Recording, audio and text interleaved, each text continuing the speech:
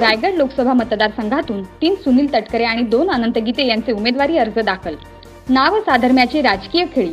आज अखेरच्या दिवशी 14 उमेदवारांचे एकूण 26 उमेदवारी अर्ज दाखल। रायगड लोकसभा मतदारसंघातून निवडणूक लढवण्यासाठी आज उमेदवारी अर्ज भरण्याच्या अखेरच्या दिवशी 14 उमेदवारांनी नामनिर्देशन पत्र निवडणूक निर्णय अधिकारी यांच्याकडे सादर केली। आता रायगड लोकसभा मतदारसंघातून 14 उमेदवारांचे एकूण 26 उमेदवारी अर्ज दाखल झाले आहेत।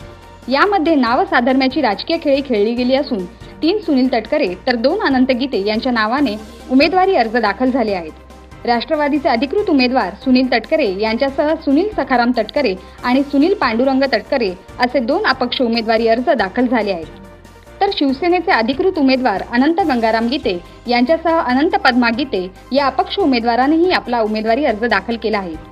या व्यतिरिक्त रामदास दामोदर कदम या नावाने अपक्ष उमेदवारी अर्ज देखील दाखल झाला आहे। आरोप प्रत्यारोप, विकास, भ्रष्टाचार या मुद्द्यांसोबतच नाव साधर्म्याचे राजकारण रायगडमध्ये जोरात खेळले जात आहे। अनंत गंगाराम गीते शिवसेना, अनंत पद्मा गीते अपक्ष, सुनील दत्तात्रय तटकरे राष्ट्रवादी, सुनील सखाराम तटकरे अपक्ष, सुनील पांडुरंग तटकरे अपक्ष।